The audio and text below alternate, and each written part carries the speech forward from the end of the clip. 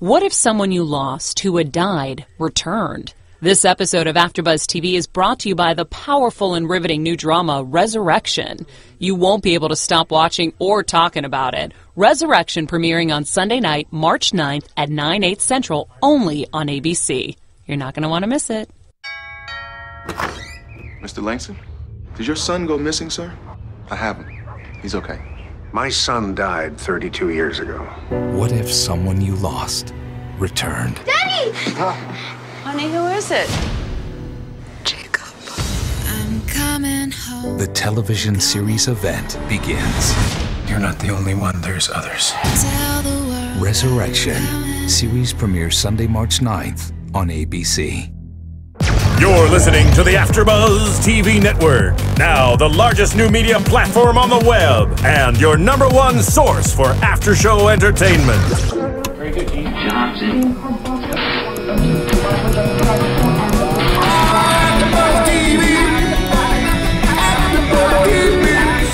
From the AfterBuzz Studios in Los Angeles, California, presented by Maria Menounos and streaming live thanks to Akamai Technologies. This is AfterBuzz TV's Supernatural After Show. We'll break down tonight's episode and get you all the latest news and gossip. And now, another post-game wrap-up show for your favorite TV show. It's AfterBuzz TV's Supernatural After Show. Let's just rock out a little bit here. Oh yeah. I want to hear Marissa do the guitar chords again. Thank you. There it is. Welcome everybody to AfterBuzz TV. I'm Tom Connolly, and we are not lonely like Sam and Dean are tonight in the studio. Sitting across from me, Lyndsey Wegner. How you doing, Lyndsey? Hi. So glad to be back after the Olympic break. Yeah, I know. It's been forever. 3 weeks. That was way too long. Shouldn't it just be like a day? I don't know. Get them all done in one day. All the events. I'm sure that all the Olympic athletes would probably really appreciate that. I'm not sure if anyone even watched the Olympics this year. I hadn't heard anything about them. I certainly did. Oh, I did. I watched a lot of ice skating. Did you? Yeah. Awesome. And sitting next to Lyndsey, Travis. Thank you, Tom. He's 2 minutes in. All right. And Marissa's in the booth with us tonight. Hello, everybody. So, what'd you guys think of this episode tonight? Overall thoughts? I liked it. I was excited to see Julie's return from Friends. Tran. Mrs. Tran. Miss Tran. Mrs. Tran. Miss Tran. As always, it was kind of a mixed bag, but there's some pretty good stuff in the middle there. Gotcha. Yeah, I mean, I thought it was good. It was a very emotionally heavy episode, I thought, tonight. Mm-hmm. Yeah. Oh, yeah, absolutely. At the end, I was getting teary-eyed. Yep. Yeah, Lyndsey was crying. She needed tissues in the screening room. But before we get into the episode, I'm going to send it to Roxy and Kathy in the booth so they can give you guys a quick message. Okay, Kathy. Mm-hmm. Question for you. Okay. What would you do if someone you loved died and then 32 years later they came back to life? I wouldn't know what to do because it's weird.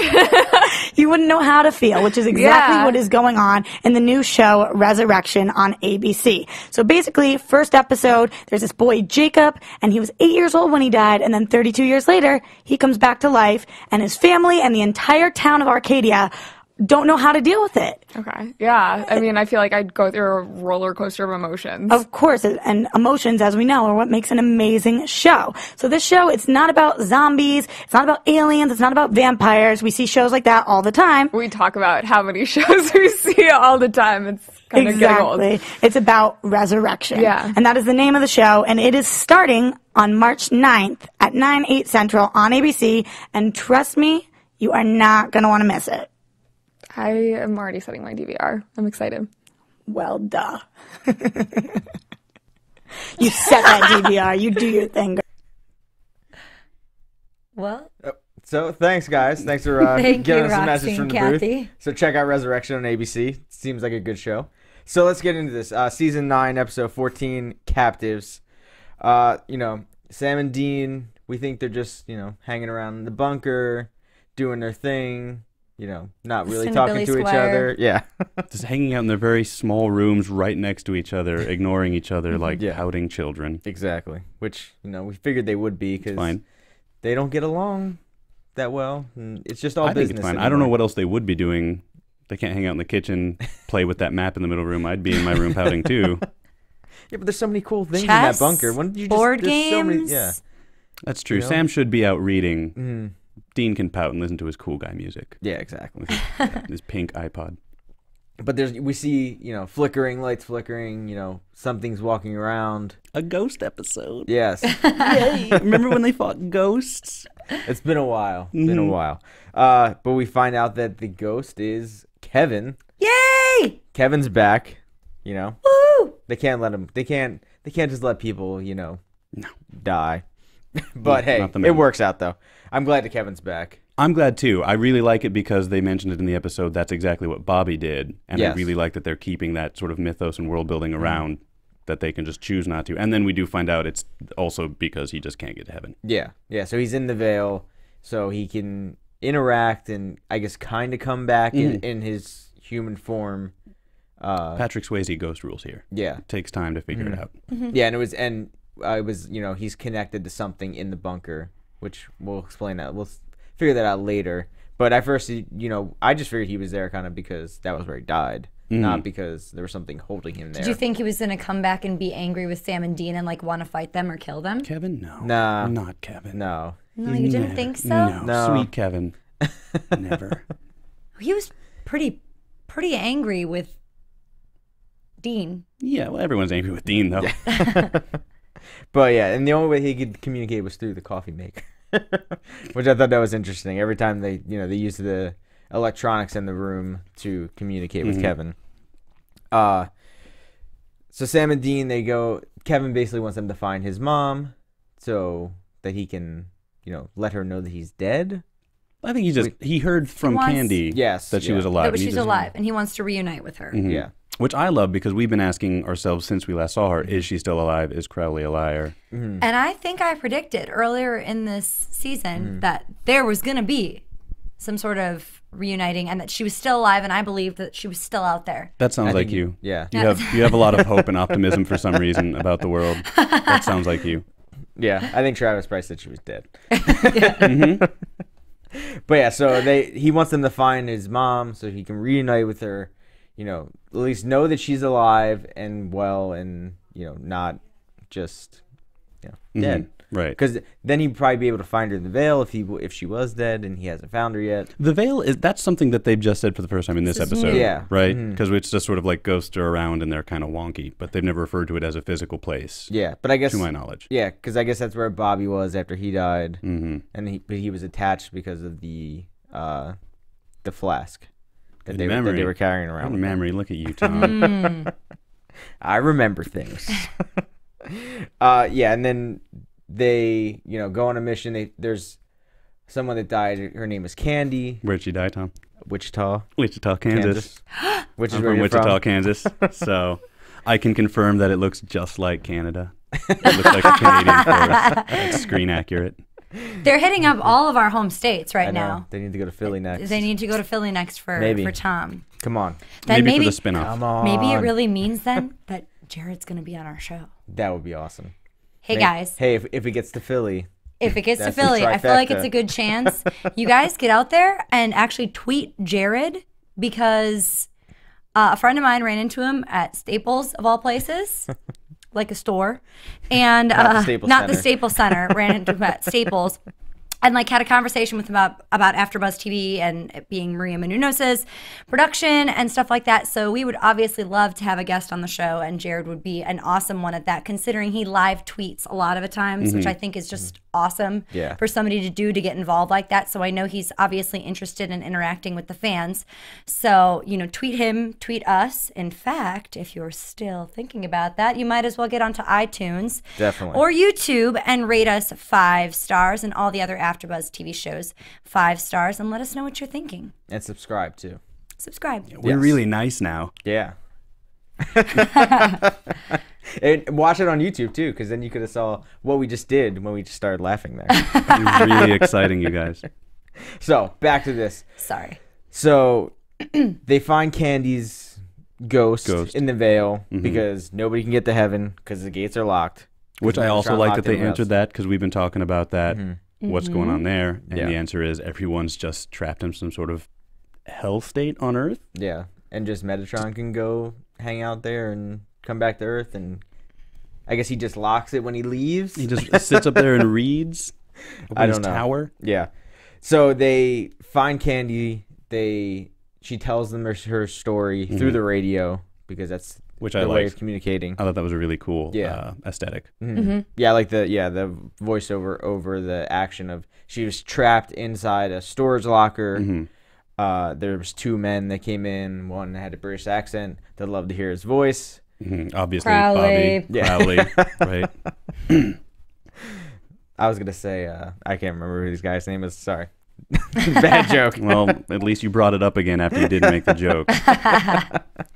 Yeah, so we find out that Kevin's mom, Miss Tran, is in the storage locker, in a separate storage locker, and they were talking through the vents. Candy gets away, and she ends up getting killed. By the mysterious second person. Yeah. I think I want to, because this is the only note I wrote, so I have to get it in there. They figured it out because the name renting out the storage units was D. Webster, as in Daniel Webster. And Dean's like, oh, I get a Crowley joke when I hear one. And I didn't get it, so I had to Google it on my phone, and it's from The Devil and Daniel Webster, which is a book by Stephen Vincent Benet about Daniel Webster's a lawyer who tries to get a man out of a deal with the devil. Oh. Okay, that makes sense. I don't know why Dean knows that. I don't know. I just think maybe that line should be given to Sam. Yeah. Yeah, probably. Unless, is that, are we dumb? Is this something that everyone knows? Does everyone know this? I didn't know I'm glad you looked it up because I didn't. I was wondering how. It's interesting. I was wondering what the Daniel Webster, why that was important to know, but clearly. I read half the Wikipedia page on the Senator Daniel Webster looking for something. Before you realize that you might be on the wrong one. Hey, but maybe he had to deal with Crowley too. That's what I was thinking. Yeah. You know, though, I was waiting for a joke from either Sam or Dean about the name Candy. Yeah. Didn't you think there was going to be some sort of some kind of stripper joke or something about that? Oh, I was literally expecting that. You guys both were? Yeah. Jeez, I didn't even get there. I guess I'm not judgmental like you two. I don't know. I must be a better person. Maybe. But yeah, I was definitely expecting that something. I was waiting for the humor to it, the lightness to it, because they always have some sort of one-liner, and there was just no one-liner with that. Well, as Dean pointed out, they're all business now. Yeah. Oh yeah. Yeah, this wasn't there wasn't many laughs in this episode at all. Was there any? Like I don't think so. No, actually. No. And I like that because it maintains that very bleak tone between the two. This show's always been really great at keeping those two characters consistent. Even if other things are less consistent, those two characters are always really great. Yeah. So they find the storage unit. They go talk to Del, the worker at the storage unit, and he, looks like a hipster, I guess. That's what he said. He's used to 5'5". Why did you look at me when you said that? Because you were looking at me. 5'5", pasty with, what did he say, horn-rimmed glasses or something like dark 5'11". glasses. He's 5'11", guys, not 5'5". And then there's 2 of them that work there. Yeah, 2 of them in the middle of Kansas in the middle of the night working storage unit. So something's up. Exactly. It was kind of one of those things where you think Sam and Dean would have been like, yeah, that guy's definitely in on this, but... Well, I think that's what I think it was a misdirect that they were supposed to be weaklings, little nerdy types. Because then you just think oh, they're just playing it for laughs. Look at these 2 gorgeous bullies coming in and picking on pasty guys. But Del got the upper hand on them anyway. Yeah, with one of those hitting sticks. Doesn't anyone know what those are called? Yeah. Clubs? Yeah, like a billy club, right? Is that what it's called? Is that what you're looking for? I guess I was just looking for the word club. I'm sorry. Starbucks was closed. Hitting I apologize. Sound good. Man, I can't believe you got him with that hitting stick. Oh. If you guys have any hitting sticks, you can send it to Travis. Oh my God. I'm sorry. I know I'm a burden. Dean got knocked out. It's really late, guys. As Sam found Miss Tran in the locker, and Del locked. Why was his name Del? I don't know. Del had his name. Why is your name Tom? Back off of Del, man. His name's Del. Del locked Mrs. Tran and Sam in the and then that was where it got very emotional because. As she's trying to help Sam escape, he helps her get out of the handcuffs she's in, and she says, well, I know you definitely, Kevin's in a safe place, right? He says, yes. Yeah. Didn't bring him. He's in a safe place. Yeah. And then she says, okay, well, once I get us out of here, you're going to take me to my son. And that was where Sam was like, I gotta say something to her. But he didn't say anything. He just kind of stopped her, and I think she just knew. I really love the way that scene was played out, because he just didn't have to say it, and then she understood, and then she kind of broke down, but because she's made of iron. Yeah. She yelled flashlight, and he didn't shine it, and she like flashlight, and she was just so strong, and oh gosh, it was, that was, whew. Yeah, it was major props to Lauren Tom. She's amazing. Yeah. Which I didn't know she was on Friends. Now I remember her. Yeah. Yes, I recognized her voice immediately. She also plays Amy on Futurama. Guys, let's just, enough with the episode. Let's just talk about Lauren Tom and her how much career. we love her. And she's just great. This is a totally different character for her. Yes, but just, I mean, she's been around for I'm a while. glad we saw her back. I'm glad she was alive. You know, I'm glad it wasn't oh, nope, she's not alive. She died in the storage unit. Yeah. But they said there was 3 storage units. Who was in that third one? We never saw anybody. Man, I didn't even think of that either. What is wrong with me today? But yeah, so they didn't go in there. They didn't. They knew there was someone in, and they didn't even check. They were too busy. They had to get her back to Kevin. Busy saving lives to try and save someone's life, Tom. Yeah, saving someone that's not a demon or an angel, a human. Remember those people, humans? Vaguely. So yeah, they get her out of there. Dean gets knocked out by Del, and Del is trying. I like the scene with Del and as Dean was tied up, because Del basically killed, what was his name, Barry. Yeah, Barry. He slit his throat. Yeah, slit his throat to get the blood because he kept trying to call Crowley. Nobody. Crowley is basically MIA to Dean and to everyone. Yeah. There was a joke about that. I do remember. Didn't Sam make a joke to Dean about why he wasn't answering? There was some lighthearted humor. He's just not that into you. Yes. Yeah. One joke of the episode. One joke. Probably more than that, but I do remember that. And then Dean, kind of flips it on Del, saying, "Oh, me and Crowley, we're best buds now. We hang out all the time." Which I thought was weird because it very much sounded like Dean was lying. He was like, "Oh no, don't kill me. I'm friends with Crowley." But then Del fell for it because he's just like, I don't know, a wired. He's an intern. He said he's a young demon. Yeah. And as to my knowledge, that's the first time they've ever given any indication that a demon is young or old or new or whatever.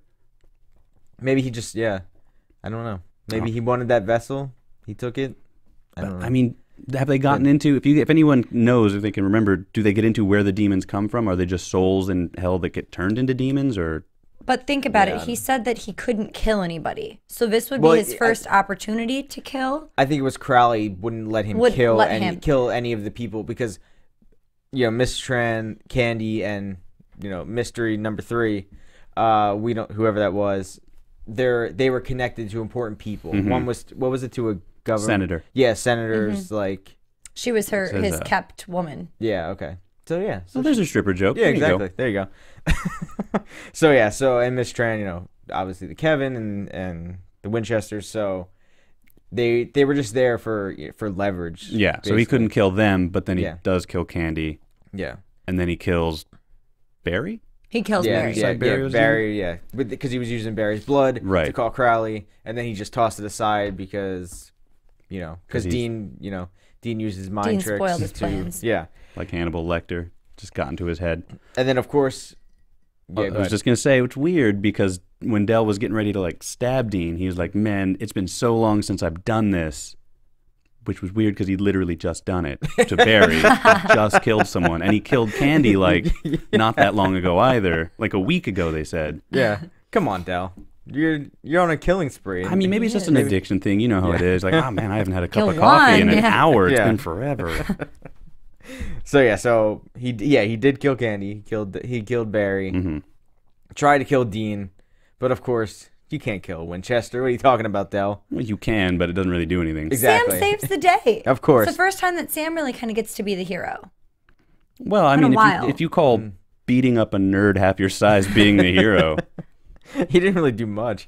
But he stopped it from happening. No, he did. He came to the rescue, which is usually what Dean does. So it's nice to see the reversal. We talked about this last week, 3 weeks ago, last time, when Dean passed out on the yams. Sam came and saved him. Yeah. So I think we did talk about now that Sam's kind of asserted himself, he has been taking on a more active action role and saving his brother, which is really nice to see. and it's one of those. Why is he? I mean, he's saving him because he needs to save Dean, but you know, if it was the other way around, I mean, Dean did save him before. I'm trying to think of like it. I feel like they keep going with Sam saving Dean. Are we leading to something with that? I think so. I think they're just using that as a through line through the whole Sam not being chummy with Dean, not taking the lead from Dean anymore, and he's taking charge. Yeah. I think the magic was inside Sam all along, but he's only just now been able utilizing to use it. Yeah. Gotcha. So he saves Dean, and then as they tie up Del, they say they're waiting for someone. He thinks they're waiting for Crowley to kill him. But no, they're not. It's Mama Tran. Yeah. And she kills the crap out of him. She has no problem doing it. She was all about it. Good for her. Yeah. You go, girl. Yeah, I thought that was cool. And then we find Kevin in the bunker. They come back to the bunker. Kevin's there. He has a kind of a, heart-to-heart with Sam and Dean. Yeah. A heart-to-heart with his mom. Well... I mean, we don't see it. Yeah, I was really bummed when exactly. like they're reunited and then they're just like hi, and then they cut away, and I'm like, no, I wanted to see that scene. Yeah, I was surprised we didn't see that part. I thought then when they did go back to it, I thought we were gonna finally see that, but we didn't. We got a moment of it. Like once I realized that he was gonna go back home with his mom via his father's ring, then I realized that that's why they didn't have that big goodbye emotional scene, because they're probably gonna show back up. I don't know. I think this is kind of the last time we'll see them. Oh, I think they'll come back. Oh, we think they'll come back. All right, we'll get to that in predictions. We do. All right, we'll get to that when we get there. But the other storyline through the episode, we'll get to the meaty part, the Sam and Dean at the end of this. Okay. End of this. I love that we're calling that the meaty part. Yeah, that is. Yeah. I mean, I'm sure the fans would call it that. So. Oh right, we haven't even mentioned Cass. Yeah. So that's I was waiting. I'm sitting here. When are we going to talk about this? We're talking about that. Well, so Cass is basically on his own. Exactly. Cass is on his own. He goes to a funeral, finds an angel that was at a funeral for another angel that got killed. Rebecca, yes. What was that? No, go ahead. Just get the plot all out there. Cass gets captured by Bartholomew's guys, who we've seen before. We've seen Bartholomew, yes, but not his henchman. Well, no, I don't. Obviously, not the henchman. I didn't recognize Bartholomew because I'm getting a lot of angels thrown at me, and they all have weird agendas that I don't understand, and maybe I'm just slow. And I mean, it's kind of Malachi, Bartholomew. There's a lot of guys out there. And this girl, Rebecca, was part of the Penitents, which comes up later again in the episode too. Which is another group of that we've never heard of before. Rebels. Yeah. So, and what it comes down to is Bartholomew is killing all these any angel that is, according to him, a rebel that's going against him. Or just anybody? Just in general? Yeah. I don't know. And I mean, I was surprised that he let Cass in, was hugging him like, oh, I'm so happy you're here. Well, I agree that it did look weird because we've just been watching angels kill each other for so long. Yeah. But it was nice to remember that at one point these were all brothers and sisters. They all love each other. Like even when Lucifer showed up, they were still just like, oh, Lucifer, it's so sad that you're bad now. But then everyone else, they're just like, stir, I hate you. So it was nice to see them like genuinely pleased to see each other.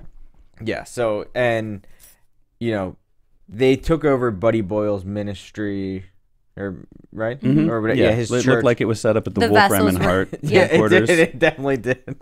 The vessels were created by Bartholomew. Yeah, and Buddy is He's a vessel. He's a vessel now. Yeah. Which we didn't see him, It doesn't matter. Yeah. I don't think. I actually really liked that scene right there when they were talking about that because I really liked Bartholomew.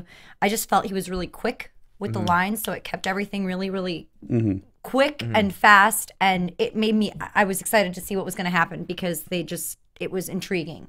Yeah. Yeah, I agree. He has his stuff together. Yeah, it was really good directing and really good acting on their part in hitting those lines. Like I think he's more like he's the leader of this group of angels, but he's the one going against Metatron. Like he wants to find Metatron. And he wants to get back to heaven. And he's not as mustache twirly as the angels we've seen. So I mean, he ended up there. But for the scenes you're talking about when you're like, oh, what's his end game? What's his plan? He wasn't just like, Cass, hold this knife while we stab all the people. Yeah. He was like talking to him, and it seemed cool. And then they had that big map, kind of on the TV screen, and they have been tracking Metatron. He's been to Earth 3 times that they know of. Different places. I'm not sure exactly where. I don't. Something. Yeah. So he's trying to find Metatron to open the gates of heaven so everyone can go back up. All the angels can go back to heaven. Except for the angels that he wants to kill. Exactly. That are rebels that have betrayed them and are just on Metatron's side. I don't know, Tom. I don't know what's going on. It was a lot going on. I'm just going to wait for the last few episodes of the show where they explain everything to me. So then I can go, oh, I get it. Okay, good. Yeah, the cast side was very talk heavy of them just going back and forth like, oh, well, Rebecca and her people, they're not good. I think that's why we didn't talk about it, because we were all a little confused about it. And Bart doesn't really want him dead. He wants him to help him, but he also expects him to torture and kill people. Kill that other angel. Yeah. His little buddy from the funeral. Yeah. Elia. Yes. And, I mean, Bart brought it up to Cass that, I thought it was where he was like, they brought Cass back from the battlefield. But I don't know. Remember when Cass went a little crazy and killed all of them? And then he was in heaven with, what was the girl's name that was basically in his mind when they were jumping back and forth when he was... Molly. No. Megan, Marissa. No. No, Marissa's in the booth. Sarah. Oh, that's what it is. But yeah, so when I can't think of it. It's going to come to me as we keep going. But yeah, I mean, and he says, Cass has killed thousands of angels already. So, he was crazy then, what's him killing one more that's a rebel that's against them? And it was, Bartholomew was like, you're going to join me, but you're going to be one of my henchmen. And Cass is like, no, I don't think so, dude. And I really love that because Cass says angels have to stop killing angels, might as well stop with me. And I love that he was like ready to, I guess not die, because when he came up with the knife, he was like, no, you can punch me. I just don't want you to kill me, and I'm not going to kill you. And I really loved that. And I thought we were going to go in this new direction with... I did too. Because it reminded me of the Detroit Future episode when they show Cass as a human and he's just like a hippie. Yeah. And I was like, I really love that kind of Yoda type. Not Misha, he's a person. Cass. And I was like, this is great. I'm loving this new direction. And then he just stabbed him instead anyway. And then...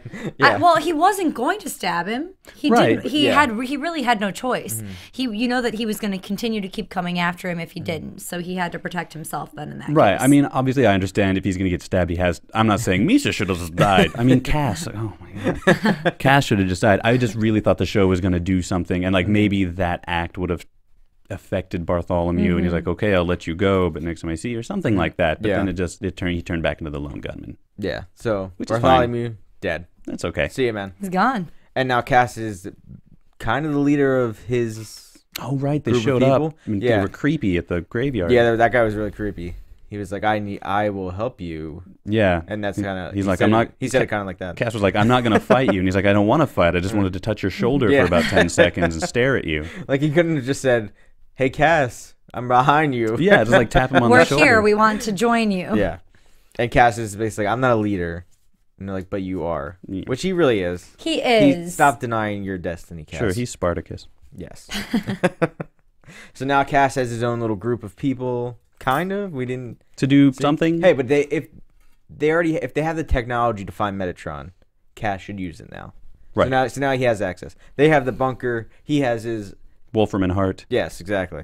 Yeah, it'd be perfect. And then we get to the... So that was how it ended with Cass. We'll see how it continues after that. It should be cool. So then, as Kevin is saying his tearful goodbye to Sam and Dean, because... He's connected to the ring his father had that was in his belongings. Which is why burning his body did not eliminate him. Yes. So his mom is gonna take the ring. He's gonna be with her. He says he can't. He's got to watch her 24 hours a day. He can't let her out of his sight. Then we find out that he says to Sam and Dean, he says, "Can you two just get over it?" Because he's been watching them. Yeah. He's heard the whole thing the whole time. Oh my gosh, that broke my heart. Yeah, he's like, I could see all the drama and the fighting. And I like this. He said, he's like, my mom's taking home a ghost, but you two are still here. Yeah, that was really good. I like that line. Whoever the writers who wrote that line, very good line. We approve. I like that. Very solid. And as they walk out the door closes, and you can see Dean has kind of got a little tear in his eye. A little upset. And he's ready for that hug. He looks like he's ready to bury the hatchet with Sam. And he turns around and Sam... He's gone. Bolted out the door. to his room. Yeah, and Sam goes in his room, closes the door. Dean comes back in his room, puts on his headphones, listens to some more hits Billy play Squire on that iPod Nano from 2003, and listens to. And that's where they ended, which was surprising because even when Sam was walking away, I was like, "Oh, it's a misdirect. He's going to give him a picture he drew of him, and they're holding hands." What was the title of the song? "Lonely Is the Night." Yep. He's gonna be pretty lonely. Yeah, which I like this because when they bookend it. Yes. That really, it's a nice little ribbon on top. Even if it's sad, it was just kind of, it all makes sense then. We started where we ended. We saw him in bed, and then we come back to that at the end. And I think you could really see that play on Jensen's face in that last shot where he's just like, well, this is where I started. Nothing has changed. I'm really miserable. Which I think is good. I mean, I think it's a good direction for his character. It's for both of them because, you know, they're in that bunker together, but they're not talking to each other. Yeah. They're only going to come out for business when they have a case, which, how are they going to find a case if they're sitting there listening to his iPad and I don't know what Sam is doing in his room, but reading. Yeah. But Dean is actually realizing the consequences of his actions and how much they're actually going to affect him. I don't think he thought that it would continue on like this for as long as it has. Yeah, like, I mean, I think because normally it doesn't. Exactly. Yeah, normally everything's back to normal, but like I said, he definitely wanted to bury the hatchet with Sam right there. I think what Kevin said really got to him. And I do want to say, when they first knew that it was Kevin in the bunker, that scene with Dean trying to reach out to Kevin to talk to him. I like that too, where he apologized for everything. Well, at first he was just sitting there and he was like just standing there, and I'm like, just apologize. Come on. I also like that the first thing Kevin says when he shows up is that I'm not going to sit here and listen to Dean Winchester throw self-pity. And I really like that as a character because for so long people have been, I don't want to say indulging Dean, but now they're getting to a point where it's been 10 years and people are like, no, you don't get to just screw up and then have a heartfelt apology and then we hug you. Yeah. I'm a ghost. Exactly. Yeah, Dean was like, I'm sorry. Kevin didn't choose this life. You know, he busted his ass and his reward was getting killed. You're reading from your notes. Did you write all that dialogue down? Yeah. Dang, Tom, that's why you're in charge. And it was on Dean's watch too that he got killed. So, and Dean said it was his fault, which it was your fault, Dean. Oh yeah, you know it. Own up to it. He did. Come on. I know. Flog him too hard. Well, come on. I don't need to hear his pity party anymore. Okay? Guys, come on. United front. So next week, the Ghost Faces are back. Travis's favorite duo. I'm going to talk about it. It's really excited. We'll talk about next week when they come back. Yeah. Well, there's going to be some comedy at least. Yes, I think there will be. Comedy. Yes. Oh, if you're downloading this, I just did the finger quotes when I said comedy. If you missed the comedy this week, then we're sure as heck going to see some of it next week. Yes. We'll see an attempt. Yeah. Oh, really harsh on this. You really have a don't challenge, like the Ghostfacers. Writers out there. So let's get to some news and gossip. AfterBuzz TV News. So, I have some news. Yeah, tell us. Okay. So, Supernatural renewed for a 10th season. Woo! We kind of figured that. Will it be the last? We don't know. Probably. I think 10 is a good round number to I'll save it for my predictions. Okay, gotcha. And Spoilers. also in Supernatural news, Supernatural Tribes, the spinoff. I got this from E! News. Nathaniel Buzalik, I'm not sure how they say his last name. Probably not like that. He was best known for playing the devious Cole on the Vampire Diaries. Has been cast as the lead in the CW's highly anticipated Supernatural spinoff Tribes. So they're pulling him from another CW show? Well, I don't think he's on that anymore. But he's going to be next. He got all his sizes and stuff for the costumes. Yeah. It's just easier. Like Come on, CW. It's all pretty people. I know, but Let's bring move him around. somebody new in. He is new, though. No, but he's not like a new actor. He's already been on a CW show. You know what I'm saying? Lyndsey's lobbying for a job on Supernatural Tribes. Well, of course I am, but I'm not going to obviously play the male role part. I hope not. Let me write it for you. But, I'm saying just bring new people in. Like, especially if you've already been on a CW show, bring in somebody new that you can get new followers. But I suppose they want the show to do super well. So okay, sorry. Yeah. Continue on. I think it's the fact that, he's been on a CW show. He has a lot of fans on that show. He's probably very popular. So it's going to bring people over. I know. That's I get it. That's a smart idea. Good marketing. He's also going to be on Pretty Little Liars on ABC Family. The role he will take on is David Hayden, a shapeshifter from one of Chicago's ruling monster families. And that's on Pretty Little Liars? No. I was like, really? That's good. That's interesting. No, it's getting crazy on that show. But while he's been living as a human for a long time, he'll return to the supernatural after a tragedy. So I guess he's a shapeshifter, but he's been living this human life. Something will happen. Mom catches on fire, maybe. Probably. Well, congratulations, Nathan. Yes. I'm really excited and happy for you. And also, you can also congratulate Lucian Laviscount. He is also going to be cast in the show. He will play Enos Roth, a police academy trainee who learns the truth about what lurks in the shadows after his fiancée is killed in the crossfire of Chicago's monster war. Was he on a CW show too? No. He was on the UK version of Skins.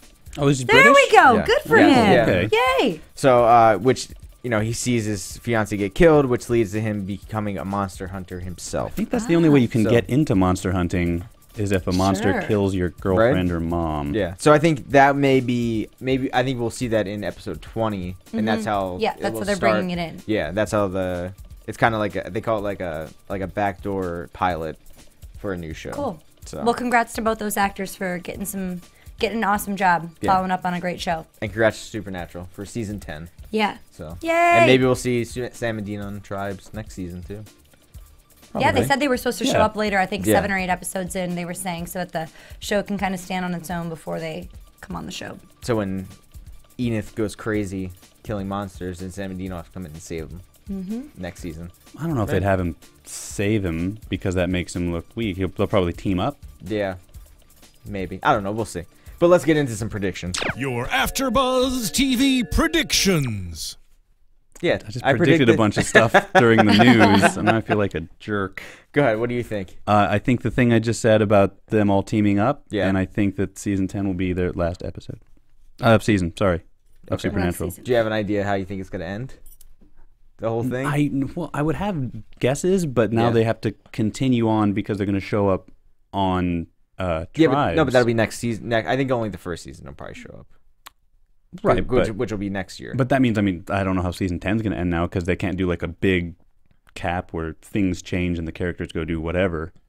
I mean, they could though, because I think they're treating this as it's in the Supernatural universe, but I think the Sam and Dean story can end. Yeah, but I can't imagine them being like, "Oh, we're here to help you. I just got Sammy from his job at a web firm, and I just picked my kids up from soccer." No. I'm saying What are you saying, Tom? The Tribes is going to be on next year, during season 10 of Supernatural. So while that's going on, it'll cross over. I understand. And cross back. And then Supernatural, if it ends in season 10, then it can have then Tribes can go on and do whatever they're going to do. Okay, I'm going to be honest with you. That whole thing I said was a smokescreen because I have no idea how they're going to end Supernatural. Gotcha. What do you say, Lyndsey? I still like the idea that you had saying, what was it? Who was the guy that he got the tattoo, the arm thing? Cain. Yeah, Cain. The mark of Cain. I think that Sam will have to kill. You mean Dean? Dean will have to kill Sam? Mm-hmm. Is that what I'm thinking? Mm-hmm. Dean will have to kill Sam. That's what Cain said. He killed his brother to save him. Send him to heaven. Mm-hmm.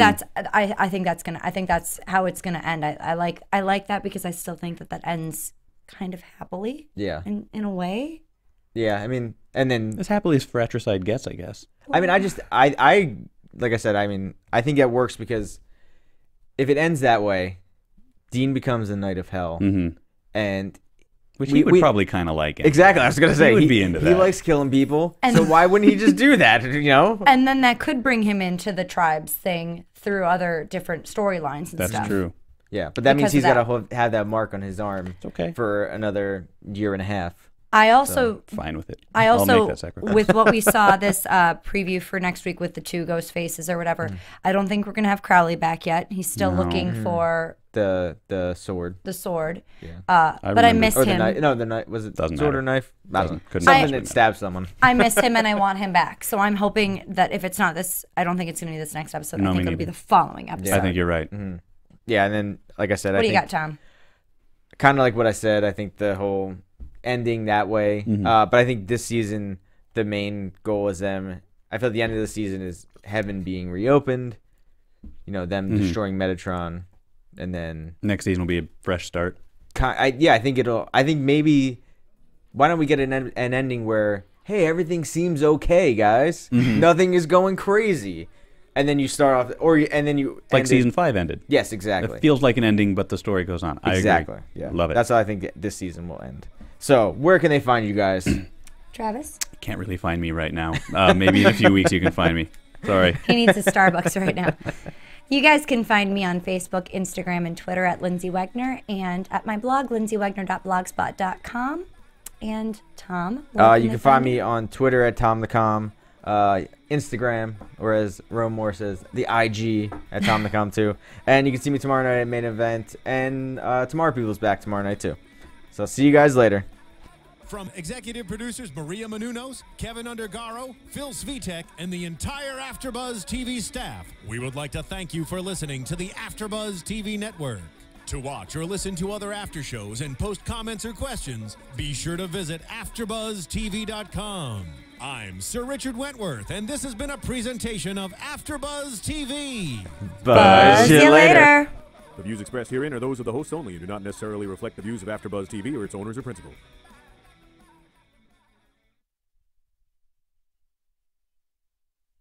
Thank you for watching AfterBuzz TV on YouTube. For more of your favorite after shows and interviews, subscribe to our channel here, and be sure to share your opinion on the episode in the comment section below here. We'd love to see what you guys are buzzing about. Thanks again. Buzz you later.